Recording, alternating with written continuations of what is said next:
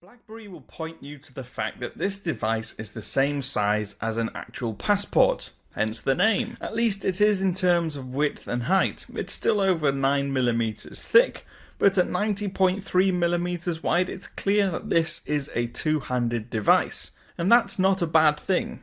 It gives ample room for a large physical keyboard. But make no mistake, this device is beautiful.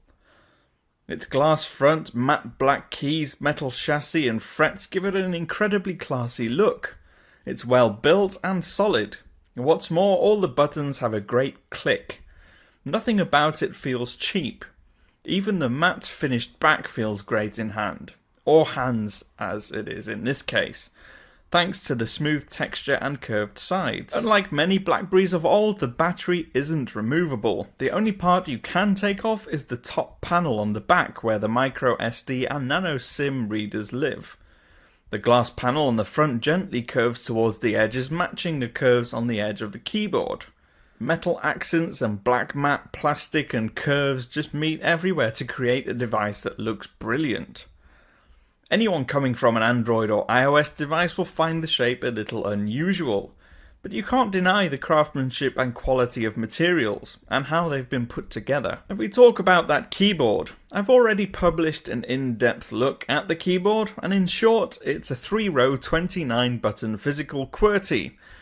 Each of the rows is divided by the trademark metal frets, and each button is large and tapered, making them really easy to type on. But I can't help but feel that an extra row is needed.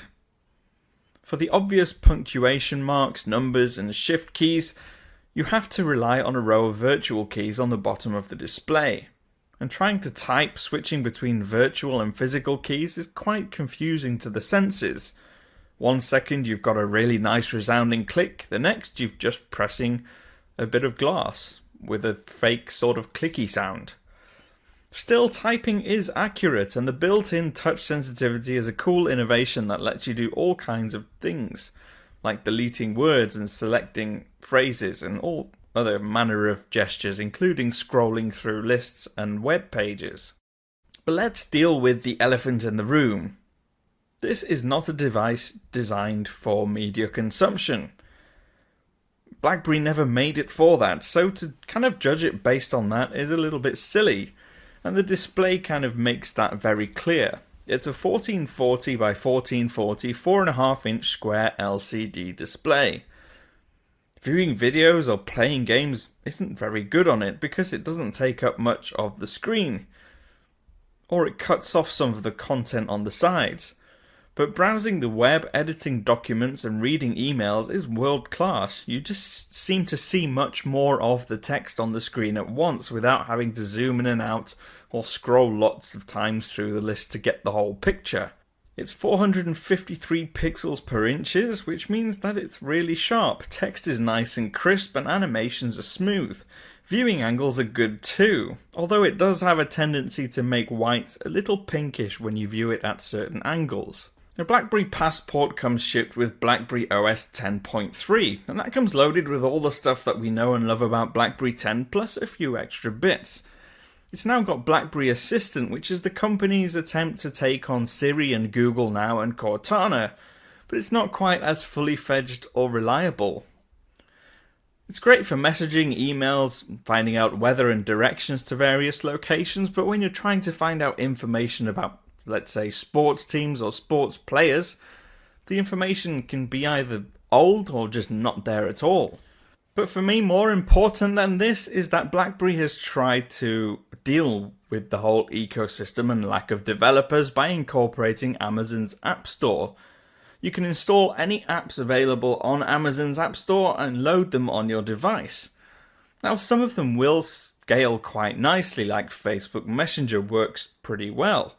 But once you try playing games, because of the square display again, you'll find that some of the content on the edges will get cut off and you don't get the full picture. But some, again, work quite well. But for me, one of the best things and most important things about BlackBerry's operating system is always the efficiency and the way you get around it. It seems to be really quick and productive and intuitive. using the gestures to swipe in and out of different menus and access various points. And that leads us quite nicely onto performance, and for the most part, at least with native apps and the general user interface, it's really quick. The 2.26 GHz quad-core Snapdragon 801 processor makes light work of pretty much everything. Apart from third-party apps, particularly from the Amazon App Store, they have a tendency to lag at times, or they just don't open up smoothly, or they just take ages to load up, or they stutter when you're trying to move around in them. That said, internet pages run quickly and fairly smoothly, as do all other elements of the user interface. It does seem really quick and snappy. There's no extra animations to make it look nice like you may get on iOS, for instance. And battery life is good too. It comes shipped with a 3450 mAh battery, and that got me through 2 days of use on a full charge, and that was regularly with pretty much every cycle. If you're a heavy user, you should at least get a day to a day and a half use on this device. And the stereo speakers on the bottom ensure that you don't miss any notifications. We'll briefly touch on the camera, won't make a big deal out of it because it's a BlackBerry. The camera is not really a big show for a BlackBerry device, never has been, it's just nice to have one there. Now this one's a 13 megapixel sensor and it's pretty good. It's got HDR, optical image stabilization and an LED flash, and results are decent. Although trying to take them with a square screen isn't the easiest, it's still colours and sharpness are good in daylight, and it does pretty well in low light too, although you do tend to see some noise and graining cropping into your images if it gets a little bit too dark. On the plus side, it also shoots 1080p at 60 frames per second, but what I will say is that focusing is quite slow, especially if you're trying to focus on an item that's quite close to the camera.